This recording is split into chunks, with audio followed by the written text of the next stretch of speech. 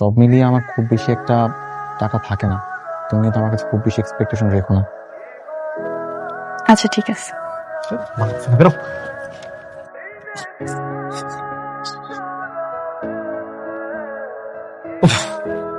কি ডায়লগ দিয়েছিল, আমার তো ঘুমে ধরে গেছে। কি রে, তোরা দুজন আমার রুমে খাটে নিচে কি করতেছিস?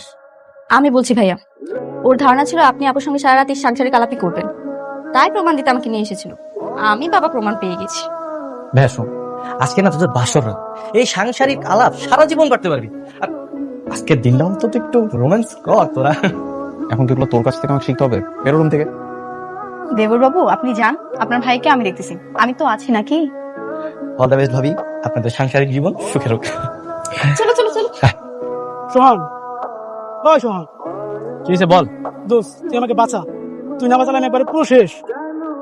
মানে কি হয়েছে তোর? দোস্ত তুই হলি এই পুরো ভার্সিটির সব থেকে ভালো ছাত্র, আর সফটওয়্যারে অনেক এক্সপার্ট। আমি জানি তুই চাইলে সবকিছু করতে পারবি। কি বলতে চাচ্ছিস একটু বুঝাই বলবি, আমি বুঝতেছি না। হ্যাঁ কি, আমাদের এই ভার্সিটির যে সার্ভারটা আছে, এই সার্ভারটা হ্যাক করে দোস্ত, সামনে যে পরীক্ষা ওটার ফটোটা ডাউনলোড করে দে না। আর তোকে মাথায় সমস্যা, পাগল হয়ে গেছিস, কি বলতেছিস এগুলা? দোস্ত প্লিজ, আমার বাবা আমাকে বাড়ি থেকে বের করে দিবে। আর তোরা তো ভালো ছাত্র, এমনিতে পাশ করবি, কিন্তু আমার কি হবে? আমি তো একবারে ফেল করবো। প্লিজ দোস্ত, এই প্রশ্ন ছাড়া আমার পক্ষে পাশ করা সম্ভব না, একটু ডাউনলোড করে দে। তুই বুঝতে পারছিস এটা কত বড় অন্যায়? আরে বন্ধুর জন্য তো বন্ধু কত কিছুই করে, আর তুই আমার জন্য এটা করতে পারবি না? আচ্ছা ঠিক আছে, দিতেছি, শুধুমাত্র তোর জন্য, ঠিক আছে? আরে প্রশ্ন আমরা শুয়ে দেখবো। ঠিক আছে।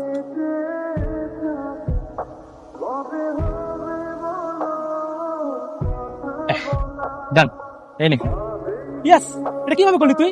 তুই তো দোস্ত একদম সেরা। তোর মতো তো ট্যালেন্ট থাকলে আমি পুরো পৃথিবী কিনে ফেলতাম। থ্যাংক ইউ সো মাচ দোস্ত।